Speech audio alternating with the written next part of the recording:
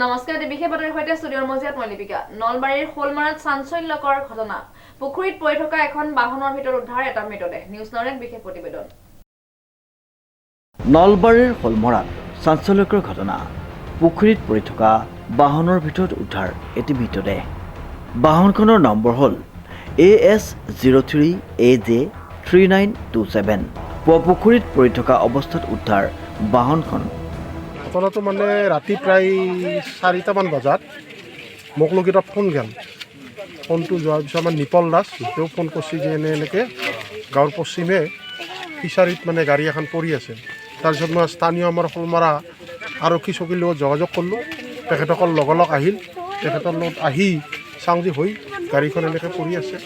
তাৰপিছত আমি ৰাইজৰ সহযোগত প্ৰথম মানে ৰছী লাগে আমি টানাৰ চেষ্টা কৰিলোঁ, মৰিলোঁ। তাৰপিছত আমি ট্ৰেক্টৰ আনিলোঁ। ট্ৰেক্টৰেদি গাড়ীখন উঠোৱা গেল। পিছত গম পালোঁ আমাৰ গাঁৱৰ পশ্চিমৰ খেলুৱা গাঁৱৰ যুৱক, তেওঁ গুৱাহাটীত ব্যৱসায় কৰে, হোটেলৰ ব্যৱসায়। কি নাম তেওঁৰ? ধ্ৰুৱ তালুকদাৰ। এই দুৰ্ঘটনা আগতে ঘটিছিল।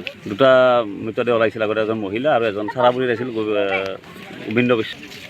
এইটো এক্সিডেণ্ট যেনে লাগে।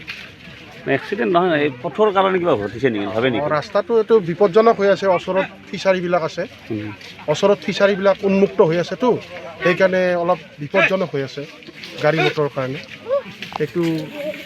সেইটোৱে অসুবিধা আৰু। এয়া দুৰ্ঘটনা নে আন কিবা ঘটনা, সেয়া নিশ্চিত হ'ব আৰক্ষীৰ অনুসন্ধানৰ পিছত।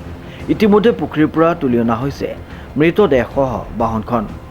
মৃতদেহটো খেলুৱা গাঁৱৰ ধ্ৰুৱজ্যোতি তালুকদাৰ বুলি চিনাক্ত কৰা হয়। নলবাৰীৰ পৰা ৰিংকু ৰায় চৌধুৰীৰ ৰিপৰ্ট, নিউজ নাও।